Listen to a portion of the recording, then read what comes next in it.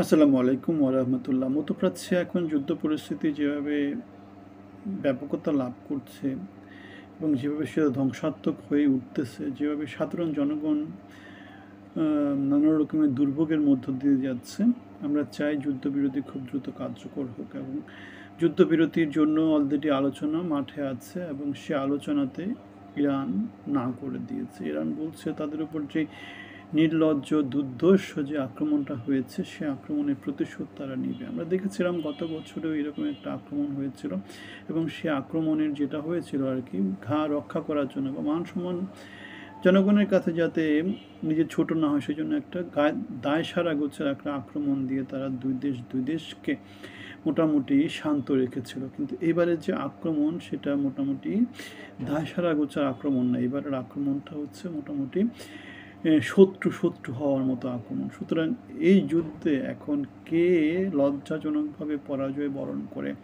আমরা দেখেছিলাম Arab Israel যে যুদ্ধগুলো আগে হয়েছে, প্রত্যেকটা যুদ্ধে ইসরায়েল জয়লাভ করেছে। আমরা আপনাদের সাথে অনেকবার অনেক ভিডিওতে বলেছি যে ইসরায়েল যে আধিপত্য বিস্তার করেছে মধ্যপ্রাচ্যে, তারা যেভাবে উড়ে এসে ফিলিস্তিনি জায়গা দখল করে একটা আলাদা স্টেট সেখানে তৈরি করেছে, তারা যেভাবে প্রথম আরব ইসরায়েল যুদ্ধে আরবদেরকে পরাজিত করেছে, দ্বিতীয় আরব ইসরায়েল যুদ্ধে যেভাবে পরাজিত করেছে, তৃতীয় আরব ইসরায়েল যুদ্ধে যেভাবে পরাজিত করেছে, সম্মিলিত আরব শক্তির বিরুদ্ধে তারা যেভাবে দাঁড়িয়েছে, তারা এখন যেভাবে নানা রকম প্রক্সি যারা ছিল, হুতি, তারপরে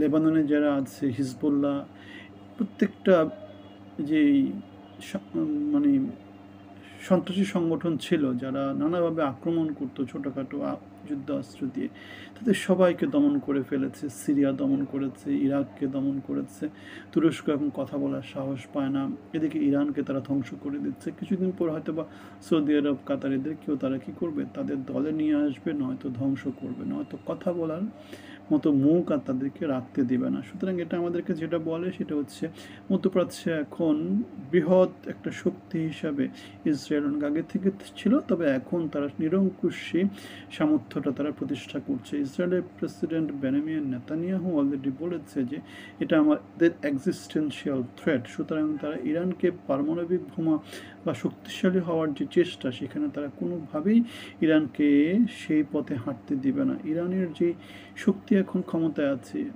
খামেনি, তারা ৪৬ বছর ধরে ক্ষমতায় আছে। সুতরাং সেখানে ক্ষমতার পালাবদল করানোই হচ্ছে এখন ইসরায়েলের খুব বড় একটা লক্ষ্য। এবং তিনি তার অনেক সাক্ষাৎকারে সে কথাটা স্পষ্ট করেছেন। ইরানের জনগণের কাছে তিনি সেটা স্পষ্ট করেছেন। আর আমরা দেখেছি মার্কিন যুক্তরাষ্ট্র অনেক দিন ধরে ইরানের উপর নানা রকম অবরোধ দিচ্ছে এবং সে অবরোধের আলটিমেটলি সাফারার হচ্ছে ইরানের জনগণ। সুতরাং সেখানে ক্ষমতার পালাবদল হলেই শুধুমাত্র পরিবর্তন আসা সম্ভব। এবং মার্কিন যুক্তরাষ্ট্রের প্রেসিডেন্ট ডোনাল্ড ট্রাম্প এবং বেনিয়ামিন নেতানিয়াহুর এই যে নানা রকম বক্তৃতা বিবৃতি, সেটা আমাদেরকে সেটাই বলে। তাহলে যুদ্ধবিরতি যদি হয়, যুদ্ধবিরতি বেসিক্যালি ইরানকে চাইতে হবে, ইরান কি যুদ্ধবিরতিতে এগ্রি করবে কিনা। আমরা দেখেছি ইরানের সেনাবাহিনী বলেছে তারা অধিকৃত এলাকাটায় ইসরায়েলকে ছেড়ে দিতে বলেছে।